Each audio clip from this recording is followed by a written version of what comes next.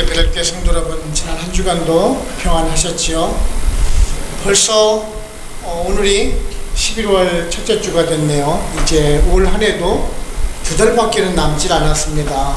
두 달 남은 기간 동안에 여러분들 잘 정리하시고 또 내년 한 해를 잘 계획하는 그런 두 달이 되었으면 좋겠습니다. 우리가 이사야서를 계속해서 살펴보고 있는데요.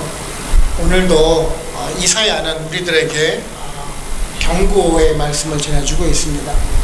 이사야는 계속해서 그 남유다와 예루살렘 백성들에 대해서 경고와 심판의 말씀을 전하고 있는 것을 보실 수가 있습니다.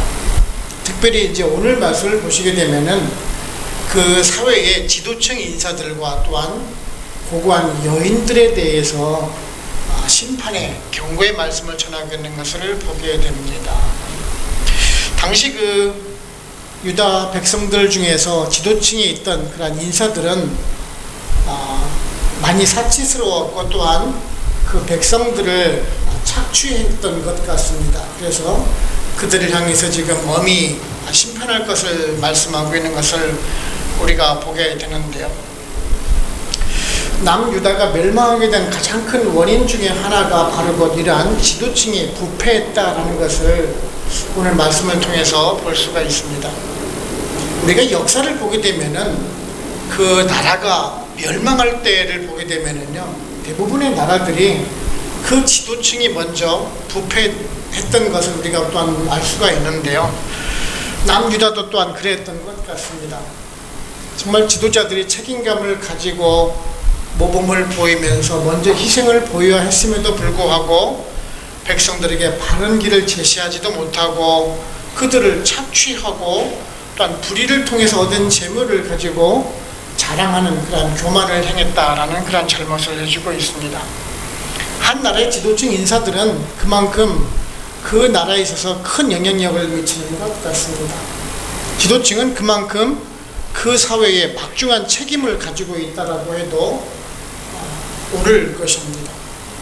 그리고 또한 오늘 말씀을 보시게 되면은 그 귀족 여인들의 그 사치와 또한 그러한 방탕에 대해서 말씀하고 있는 것을 보실 수가 있는데요.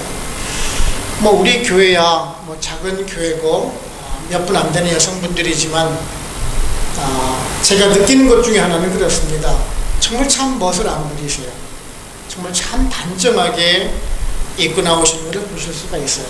여러분들 혹시 한국이나 아니면은 미국 같은 데 큰 대형 교회 같은 데 가보시면은 주일날 예배 드리러 오는 그 사람들의 모습을 한번 여러분들 유심히 보신 적이 계십니까? 그날따라 집에서는 평상시에는 아주 그냥 평범한 차를 타고 다니다가 그날 되면은 꼭 일부러 외제차를 몰고 오시는 분이 계십니다. 그리고 아주 귀한 다이아몬드 몇 킬로짜리 되는 아주 큰 정말 눈깔 사탕만한 다이아 반지를 끼고 오시고 정말 화려한 옷을 입고 오시는 분들이 계세요. 물론 주일날에는 단정하게 깔끔하게 입고 오셔야 합니다. 우리 하나님께 예배드리는 예배자의 모습이 바로 그런 모습이어야 되기 때문에 그렇습니다. 하나님께 우리는 아주 우리들의 정성스러운 모습을 보여줘야 됩니다. 하지만 오늘 말씀하고 있는 것은 하나님께 보이기 위한 모습이 아니라 이웃에게 보이기 위한 것이다라는 것이죠. 그들에게 내가 가진 부를, 내가 가진 권력을 자랑하기 위해서 치장을 하고 나왔다라는 말씀을 해주는 것을 보실 수가 있습니다. 하나님께서는 그러한 여인들을 또한 심판하실 것이다라고 말씀해주고 있죠. 그러한 공동체의 이질감을 조장하는 사람들에 대해서 심판하시겠다라는 말씀을 전해주고 있는 것입니다. 오늘은 이사야가 맨 마지막 날에 이러한 지도자층과 귀족 여인들에 대해서 심판하실 것을 말씀하는 것을 살펴보면서 또한 우리들에게 어떤 은혜를 주는지 한번 알아보도록 해보겠습니다. 첫째, 하나님은 마지막 날에 변호자와 심판자로 서실 것이다 라는 말씀입니다. 13절을 보시게 되면은 여호와께서 변론하러 일어나시며 백성들을 심판하려고 서시도다 라고 말씀하고 있습니다. 마지막 날에 하나님께서 유다와 예루살렘을 심판하시겠다라고 말씀하시겠다 하시고 계시죠.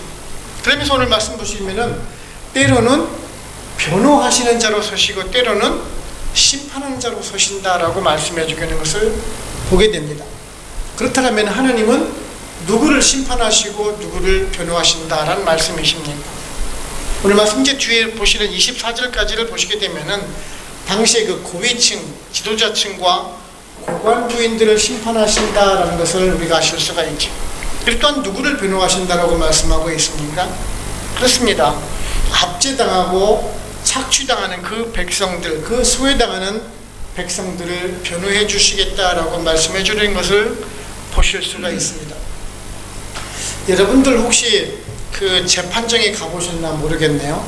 법정에 가보시게 되면은 판사가 있고 그 다음에 검사와 변호사가 있게 되죠.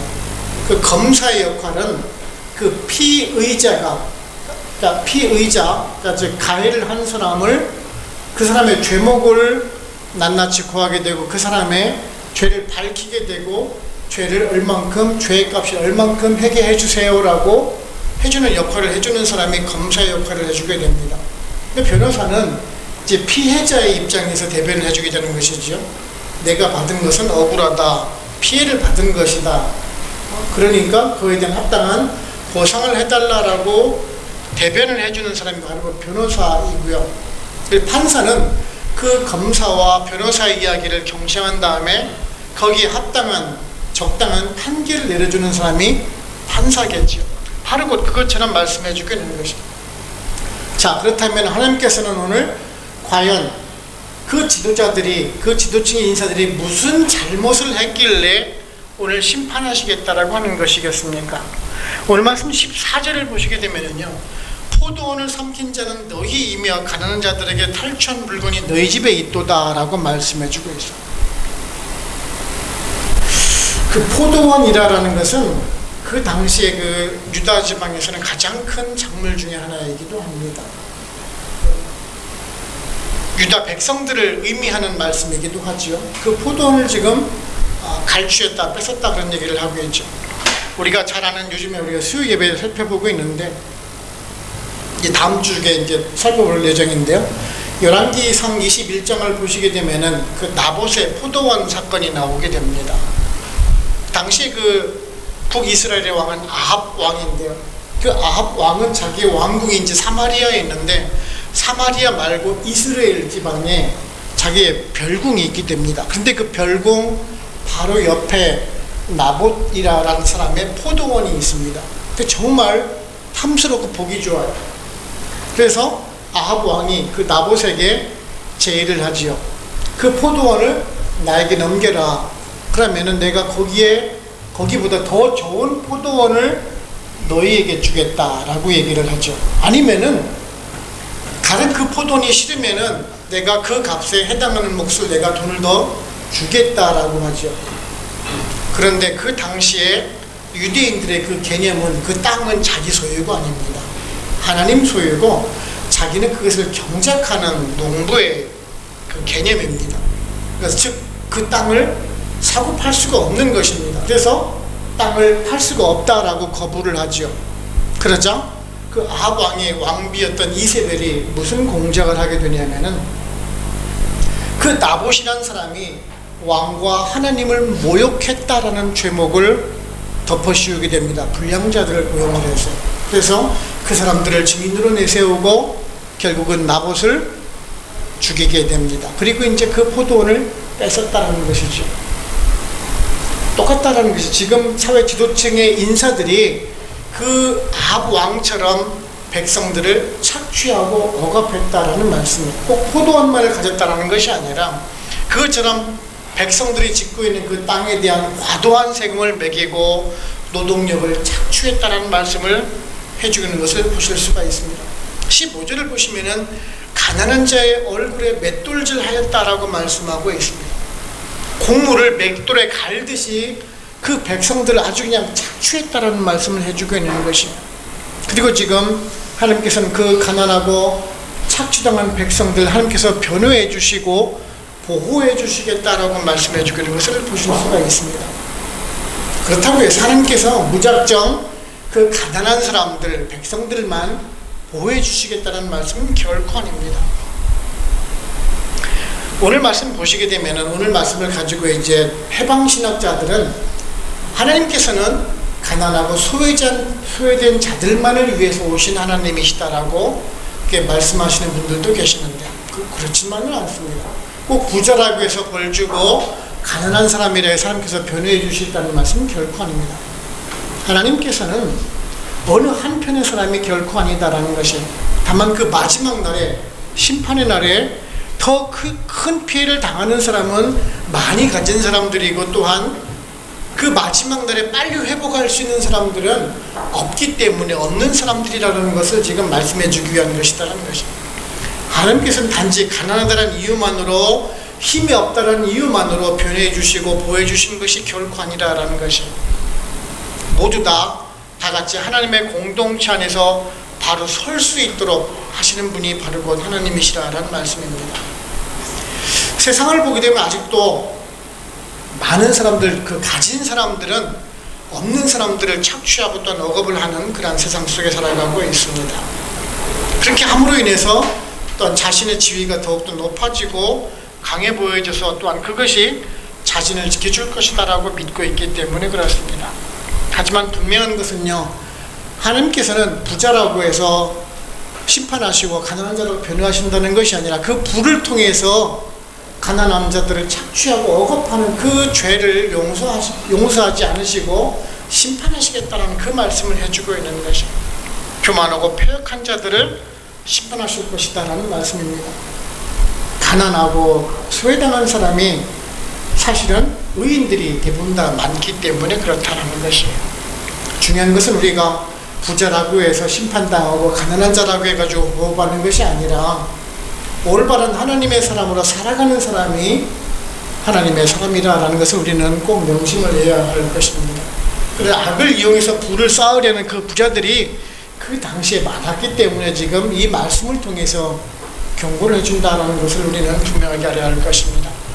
그럼 우리 여러분들은요, 공의로운 하나님께서 우리를 늘 살펴보고 계시고 또한 우리를 보호 인도해 주신다는 걸 믿으시고, 또한 바른 신앙인으로, 바른 크리스찬으로 살아가실 수 있는 또한 여러분들 되시기를 바랍니다. 두 번째는요, 그 재물에 대한 바른 인식을 가져야 합니다. 24절을 보시면은 그때 썩은 냄새가 향기를 대신하고 노끈이 띠를 대신하고 대머리가 숱한 머리털을 대신하고 굵은 베옷이 화려한 옷을 대신하고 수치스러운 흔적이 아름다움을 대신할 것이며 라고 말씀하고 있습니다. 이제 그 18절부터 23절까지를 보시게 되면 그 귀족 부인들, 그 사회 지도층의 인사들이 어떤 그런 행동을 하고 어떤 장식을 했는가에 대해서 말씀하고 있는 것을 보실 수가 있습니다. 여러분들 한번 성경책을 보시게 되면은 발목걸이, 머리에는 망사를 썼고 반달 장식을 했다라고 했습니다. 귀걸이, 팔목걸이, 얼굴 가리개, 화관, 발목 사슬, 띠, 향압, 호신부, 반지, 코걸이, 예복, 목도리, 손주머니, 손거울, 세마포옷, 머리수건, 너울을 했다라고 기록을 하고 있습니다. 무려 20가지예요. 20가지. 얼만큼 그 여인들이 자기 몸을 치장하는데 공을 들이는지를 알 수가 있습니다. 여러분들이 대충 아실 것입니다만 그래도 잘 모르는 것 중에 하나가 반달 장식은 그 당시에 이제 금붙이를 이용해서 반달 모양으로 만든 그런 목걸이 같은 형태를 말합니다. 그러니까 자신의 그 번쩍거리는 그 금을 차고 담으로 인해서 그 부를 자랑하기 위한 것이죠. 발목 사슬은 오늘날 그 팔찌 같은 것입니다. 발목 팔찌. 그런데 여기다가 구슬을 달고 다닙니다. 그래서 걸어 다닐 때마다 짤랑짤랑짤랑짤랑 소리가 나는 그러한 것을 말합니다. 그래서 오늘 성경 구절에도 그런 말이 있죠. 소리 낸다라고요. 이제 호신부는 또한 여러분들이 잘 모르실 수가 있는데 일종의 부적 같은 것입니다. 그러니까 이방인들이 쓰는 그 부적 같은 모양을 차고 다니는 것을 말을 하고 있습니다. 즉 오늘 보시게 되면 얼마나 화려하게 장식을 하고 다니는지를 알 수가 있을 텐데요. 이런 모습을 보시면서 어떤 분들은 또한 그런 얘기를 할 수도 있을지도 모르겠어요. 아니 내가 가진 재산을 가지고 내 돈 주고 산 것을 가지고 내가 하고 다니는데 이것이 왜 죄냐라고 말을 할지도 모르겠습니다. 그렇죠? 내가 부자인데 내가 뭐 돈이 많아서 내가 뭐 장식품이 있어서 내가 하고 다니는 것이 무슨 죄가 되겠습니까? 라고 생각할 수가 있겠죠. 요즘에 한국에서 유행하는 말들이 있죠. 내 돈 내산이라고 말입니다. 여러분 잘 아시죠? 내 돈으로 내가 사먹는다 그런 말씀이겠죠. 근데 그것이 왜 죄냐라는 얘기예요. 근데 사실은 그 말 자체부터가 잘못이 있다라는 것이에요. 제가 지난주에도 말씀을 드렸지만 내가 가지고 있는 재산이라 할지라도 내가 열심히 일해서 벌은 것이다 할지라도 그것은 내 재산이 아니라고 말씀입니다. 그것은 하나님께서 나에게 잠시 맡겨주시는 것이다라는 것이에요. 내가 열심히 일해서 그것을 누릴 수 있는 권리를 주시는 거라는 말씀입니다. 자꾸 여러분들은 내 것이 내 소유, 내 것이라는 그런 개념이 강한데 그것이 아니다라는 것이에요. 여러분들이 만든 것이 어디 있었습니까? 처음부터 하나님 것이었었습니다. 단지 내가 열심히 일을 해서 내가 하나님께서 나에게 허락해 주셨고 내가 그것을 누릴 수 있도록 잠시 나에게 맡겨진 것이다라는 것이에요. 근데 그것을 내가 낭비해서는 결코 안 된다라는 것을 말씀해 주고 있는 것이에요. 그것을 낭비하는 것은 죄라라고 지금 말씀해 주고 있는 것이에요. 열흘 전에 교회에서 이제 발전기용 기름을 넣습니다. 1000리터를 기름을 넣는데요. 이 기름을 넣는 사람들이 와가지고 830리터 기름, 1000리터 기름통에 우리 보시면 아시겠지만 1000리터 기름통에 830리터 기름을 넣고 나서 다 넣었대요. 그리고 와서 그 자기네 그 탱크에서 나간 뽑아 나갈 때 그 게이지가 있지 않습니까? 거기를 보래요. 1020리터가 빠져나갔어요. 근데 우리 통에는 830리터밖에 안 들어와 있어요. 그래 놓고 나서 1000리터 사인을 해달래요. 무려 4시간 동안 버텼어요. 그 사람들하고 저하고 실갱이를 하면서 제가 일반 탱크에, 그러니까 그 드럼통에다가 기름을 다시 담아가면서 그 기름의 양을 보여줬어요. 그 사람들은 이 통이 늘어난대요. 이게 기름을 넣으면은 점점 늘어난다. 그래서 보기로는 830리터는 보이게 1000리터가 넘는 양이라는. 제가 드럼통에다가 다시 한번 넣으면서까지 시연을 보여줬어요. 드럼통이 정확하게 그 쇠 드럼통이 그건 늘어나지 않잖아. 더 채워라. 결국은 900리터까지만 채웠어. 그리고 나서는 1000리터 영수증을 주면서 사인해달라. 저는 그 사람들에게 분명하게 얘기를 했어요. 이것은 내 돈이 아니다. 이것은 교회 돈이고 하나님의 재산이다. 나는 하나님 앞에 말씀을 전하는 목사고 너에게 거짓말을 할 수가 없다라고 얘기를 했어요. 950리터라도 사인을 해달라요. 안 된다. 난 못한다. 결국은 영수증을 휙 팽개치고 그냥 가더라고요. 물론 그 사람들은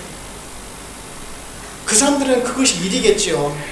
적은 급여를 받아가면서 기름을 넣으면서 조금이나마 기름을 남겨야지만 자기들의 생활이 될 수는 있을는지도 모르겠어요. 어떤 의미로 보면은 차라리 사인을 해줘서 그 사람이 먹고 살수록 해주는 것이 도리이지 않느냐라고 생각할 수도 있을지도 모르겠어요. 하지만 저는 그렇게 해서라도 가르쳐야 된다라고 생각을 했어요. 그것이 자꾸 쌓여지다가 보면 그것이 습성화되고 그 사람들의 비리를 저지르는 그런 이유가 되지 않겠습니까? 힘들어도 어려워도 다르게 먹고 살 수 있을 것을 우리가 가르쳐야 되는 의미를 가진 사람들이 성도이지 않습니까? 우리는 하나님의 재산을 가지고 내가 버는 것처럼 써서는 안 된다는 말씀을 해주고 있는 거죠. 저는 교회에서도 그래요. 다니면서 불 하나 꺼져 있으면 사람이 앉아있으면 다 끄고 다닙니다. 에어컨도 거실에 하나만 틀어놓고 문을 열어놓고 나가지고 공에서 쓰려고 하고 있어요. 이러는 제가 구질구질해 보입니까? 저는 그냥 우리 성도들이 헌금해 준 돈 가지고 예산 가지고 그냥 쓰면 됩니다. 하지만 그것은 내 돈이 아니라라는 얘기예요. 우리 성도들이 피땀 흘려서 얻은 헌금이고 또한 11조고 감사헌금을 돌려서 교회에 운영하도록 쓰는 돈인데 그것은 우리 돈이 아니라 하나님 돈이라는 말씀. 그래서 단 한 푼이라도 절약해서 쓰려고 노력을 하는 것입니다. 바로 곧 그래야 한다라는 것이 우리들의 재물관은 내 재산이 아니라 하나님 것이다라는 생각을 가지고 그것이 올바로 쓰여질 수 있도록 우리는 그것을 노력하는 삶을 살아야 한다라는 말씀이에요. 설사 돈이 있다라면은 내가 가진 능력으로 인해서 내가 하나님께서 많이 허락해 주셨다면은 그것을 가지고 하나님 나라를 위해서 복음을 위해서 올바르게 쓰여진다라는 말씀이에요. 그렇게 쓰는 사람이 바로 곧 부자라고 말씀해 주고 있는 것입니다. 여러분들은 가난한 사람입니까? 부자입니까? 내가 많이 없다고 해서 가난한 것이 아니라 내가 못 쓰기 때문에 가난한 것입니다.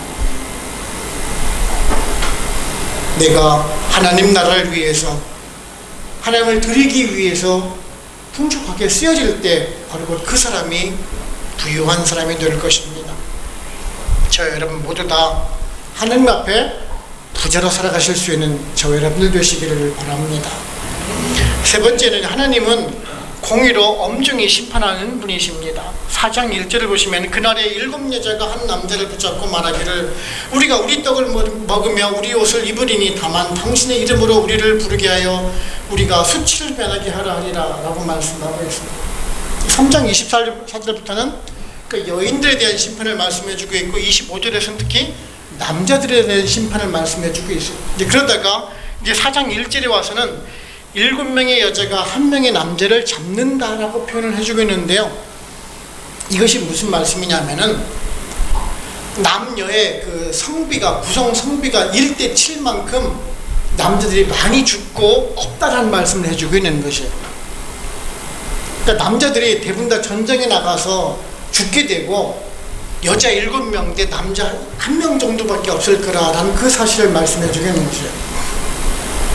사실 이 이사야 예언이 있고 나서부터 그 뒤로부터 이제 아수르와 또한 바벨론의 침공이 연이어 계속 들어오게 됩니다.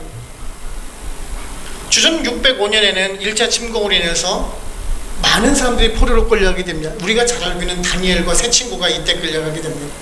그리고 597년에는 에스겔이 그 당시에 또 끌려갑니다. 그리고 이제 주전 586년에는 아예 그냥 예루살렘 자체가 쫄딱 망하게 되죠. 그때 왕이었던 맨 마지막 왕 시드기야가 이제 붙잡혀가게 됩니다. 아들은 자기 눈앞에서 이제 죽게 되고요. 자신은 그 두 눈이 뽑힌 상태로 포로로 쇠사슬에 얽혀서 끌려가게 됩니다. 그만큼 참혹한 현실을 맞았다라는 것이에요. 그래서 남자들이 대부분 다 죽고 여자 7명당 남자 1명이 살을 정도로 비참한 상황이 됐다라는 말씀입니다. 저는 이제 그 당시만 그런 줄만 알았어요. 그런데 사실은 최근에도 얼마 전까지만 해도 이런 일이 실제로 있었더라는 사실이에요. 제가 여기 오기 직전에 이제 파라과이에서 사역을 할 때인데요. 파라과이 역사에서 공부를 하다가 그런 것을 보았습니다. 파라과이에 보게 되면은 왠지 지금 상황인데도 불구하고 남자하고 여자하고 성비가 맞지를 않아요. 지금 현재는 많이 올라와서 그래도 여자 한 60%, 남자 한 40% 정도가 됩니다. 그런데요, 심할 때에는 9대 1까지 됐었다고 그래요. 여자 9명, 남자 1명. 그리고 왜 그런가 봤더니만 1864년부터 70년까지 삼국전쟁이 있었대요. 파라과이 한 나라를 두고 아르헨티나, 브라질, 우루과이가 세 나라가 연합을 해서 파라과이 한 나라를 공격을 한 것입니다. 그래서 파라과이가 3분의 1로 줄어들어요. 인구 53만 명에서 22만 명으로 줄어들어요. 그렇다면 우리가 53에서 23으로 줄었으니까 거의 한 반 정도만 줄었지라고 생각을 할 텐데 누구만 줄었어요? 남자만 줄었어요. 남자만. 전쟁에 나갔던 남자들이 죽었던 것이에요. 그래서 성비가 9대 1까지 갔었대요. 요즘은 뭐 인구가 한 300만까지 들었으면서 이제 성비가 6대 4까지 늘어났습니다만 제가 말씀드리는 것은 왜 그러한 참혹한 현실이 일어나느냐 그러면 남자들이 아주 그냥 전멸하다시피 다 죽게 되는 이런 현실을 보면서 여러분들은 혹 그런 생각 안 가지고 계십니까? 정말 하나님은 참 잔인하다. 왜 이렇게 잔혹하고 냉정하게 그렇게 전쟁을 통해서 사람들을 죽이시는가? 오늘날도 보게 되면은 요즘에 이스라엘에서 팔레스타인과 전쟁을 벌이고 있죠. 그런 모습을 보면서 정말 아무런 이유 없이 까닭 없이 희생당해야 하는 그런 어린이들과 여인들을 보면서 하나님께서는 왜 이렇게 잔인하실까? 왜 그런 참혹한 현실을 만드실까라는 생각을 혹시 안 해보셨습니까? 그런데요, 우리는 그 결과만 보고 있다라는 사실이에요. 근데 사실은 하나님께서는 공의를 행하고 계신다는 것을 보실 수가 있습니다. 사실 우리들은요, 정말 죄에 대해서 굉장히 무감각하고 무딘 현실 속에 살아가곤 합니다. 죄에 대해서 크게 두려워하거나 무서워하지를 않는다라는 것이에요. 꼭 성경뿐만 아니라 여러분이 잘 아는 법전을 하면 함무라비 법전을 보게 되면은 그런 말씀이 우리가 잘 아는 대로 눈에는 눈, 이에는 이라는 그런 법문 조항이 있습니다. 즉 상대방의 눈을 다치게 한 사람은 그 눈에 그 사람의 눈을 뽑고, 이를 다치게 한 사람은 그 사람의 생리를 뽑고, 그런 조항이 있다라는 것입니다. 좀 잔혹한 징벌 같기도 하죠. 그죠? 근데 오늘날의 현실은 어떻습니까? 오늘날 죄를 지어도 그 죄에 대한 해당하는 값을 제대로 치르고 있느냐라는 것이에요. 아무리 많은 사기를 쳤다 할지라도 사면령 하나로 몇 개월 만에 그냥 나오기도 하는 세상 속에 살아가고 있습니다. 뭐 몇십 명, 몇백 명이 죽어도 그것을 책임지는 지도자들은 없어요.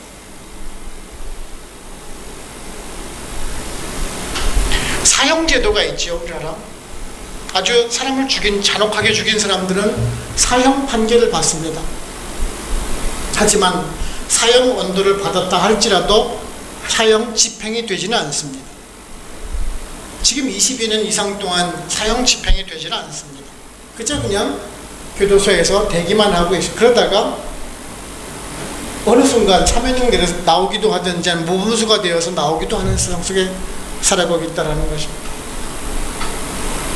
이것이 우리가 세상에서 죄를 보는 시각이라는 것입니다. 하지만 하나님은 공의의 하나님이시다라는 것입니다. 그 죄를 보고 가만히 넘겨가시는 분이 결코 아니다라는 것이죠.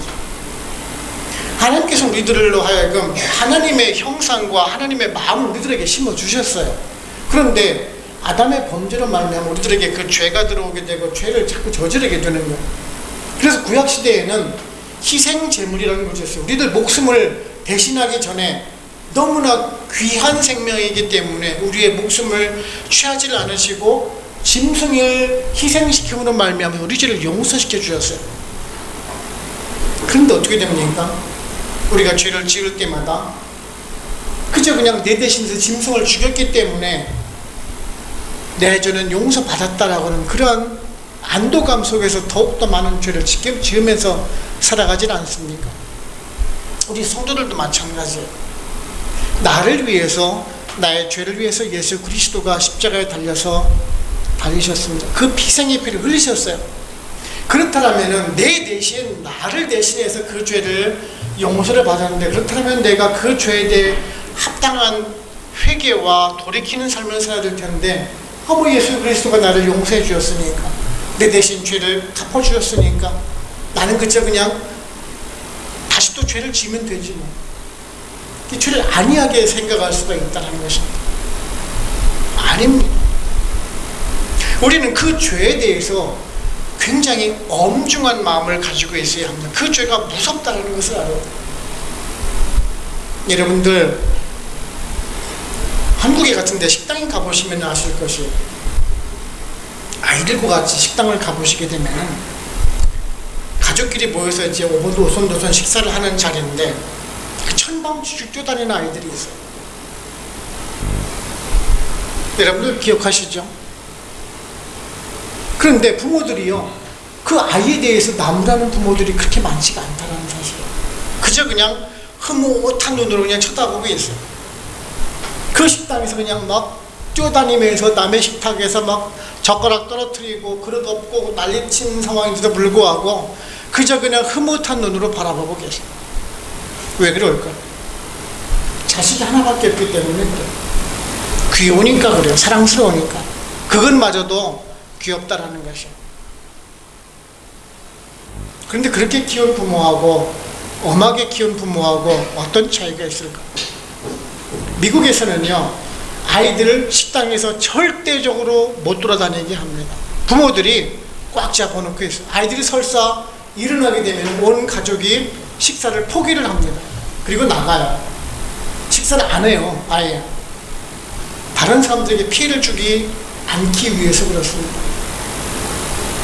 그 한 번 경험한 아이는 절대적으로 그 다음부터는 못 뛰어다녀요. 왜냐하면 자기가 뛰어다니로 인해서 우리 식구들이 식사를 못하게 할 줄 알기 때문에 그래요. 그런 작은 죄부터, 작은 것부터 가리키는 그런 교육이 필요하다는 것입니다. 우리 교회도 마찬가지예요. 우리를 어린 자녀들부터 바른 교육을 시켜나갈 때 그 자녀들이 바른 성도로, 바른 크리스찬으로 세워나갈 수가 있어야 할 것입니다.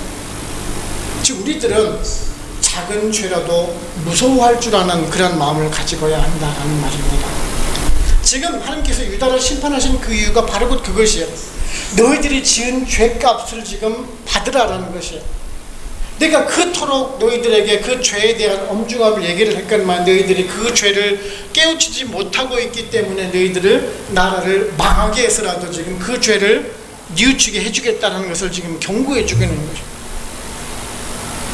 이 말씀은 우리들에게 주시는 말씀이에요. 우리들도 똑같다라는 것이요. 그 남유다 백성들과 똑같이 우리도 죄를 무시하고 가볍게 여길 때 우리들 역시 또한 그 유다 백성들처럼 버림을 받을 수 있다는 것을 분명하게 경고해 주고 있는 것입니다. 우리 여러분들은 이런 하나님의 공의로우심, 거룩하심을 알고 더욱더 하나님의 성도라는 그런 이름에 걸맞는 거룩하고 성결한 삶을 살아가실 수 있는 우리 모두가 되기를 원하는 것입니다. 결론적으로 말씀드리게 되면은 혹시 여러분들 드라마 좋아하시나요? 드라마? 뭐 이곳에서도 뭐 나이지리아 드라마가 있을 수 있겠고 뭐 유튜브라든지 아니면 인터넷 통해서 뭐 한국 드라마 보시는 분들도 계실지도 모르겠어요. 뭐 제가 뭐 드라마 보는 것에 대해서 뭐라고 하는 것은 결코 아니에요. 그 드라마를 보시게 되면 한결같은 주제가 있죠. 권선징악이라는 주제입니다. 그죠? 그 선을 권하고 악을 심판한다는 그런 내용이죠. 저는 드라마를 보면서 악인이 끝까지 그냥 번성해가지고 잘 끝나는 경우 드라마를 본 적이 없고, 드라마 주인공이 그 선한 드라마 주인공이 일찍 1회나 2회 가가지고 바로 죽는 경우를 드라마를 본 적이 없습니다. 사실 그러면 드라마가 재미없겠죠, 그죠? 드라마도 아닐 테고. 드라마를 보게 되면은 정말 10부작이면 1부부터 8부까지는 정말 악인이 성장을 하다가 잘 나가다가 9부나 10부쯤 가가지고 악인이 죽고, 선인은 의인은 1부부터 8부까지는 정말 고난을 당하다가 결국에는 복을 받는 내용들이 대부분이 그 드라마지 않습니까? 제가 왜 이 얘기를 말씀드리냐면은 드라마뿐만 아니라 사회적인 통념뿐만 아니라 하나님의 진리 또한 역시 마찬가지라는 거죠. 악인은 심판을 받게 되어 있고 선한 의인은 복을 받는 것이 바로 하나님의 진리의 말씀이라는 거죠. 오늘 이사야가 우리들에게 말씀해 주시는 내용이 바로 그것이에요. 2700여 년 전에 이사야 선지자가 남유다와 예루살렘을 향해서 권면해 주는 그 말씀이 바로 그것이에요. 의인으로 살면은 하나님의 복을 받지만 악을 행하면서 살아갈 때는 반드시 철저한 응징의 벌을 받는다라는 말씀을 해주고 있어요. 우리는 성경을 통해서 다 알고 있어요. 권선징악이 무엇인지. 드라마를 통해서 성경을 모르는 사람이라 할지라도 어떻게 사는 삶이 복받는 삶인지를 다 알아요. 하지만 아는 것하고 그 아는 것을 그대로 행하는 삶은 절대적으로 다른 삶을 살아간다는 말씀입니다. 우리들이 살고 있는 이 시대를 한번 생각해 보시기 바랍니다. 지금은 과연 의로운 시대, 바른 시대, 하나님의 시대를 살아가고 있습니까? 오히려 지금의 시대를 보게 되면은 그 당시의 남유다나 그 예루살렘보다 더 악한 시대, 소돔과 고모라보다 더 참담한 시대를 살아가고 있는 생각은 드시질 않습니까? 그렇다면 지금은 그 드라마에 지금 9부 내지 10부작 시대를 살아가고 있다는 말씀, 종말의 시대가 가까웠다라는 그 말씀을 해주고 있는 것입니다.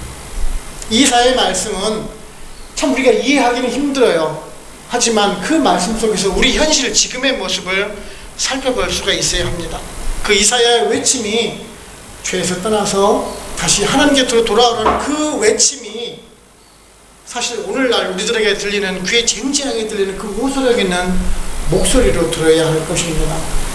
여러분들, 이러한 하나님의 목소리에 귀를 기울이시면서 악에서 떠난 삶, 의롭고 선한 삶, 기독교인답고 성도다운 삶을 살아가심으로 인해서 하나님의 기쁨이 되고 하나님의 복을 받아 누리실 수 있는 저와 여러분 되시기를 주님의 이름으로 축원을 합니다. 기도하시겠습니다.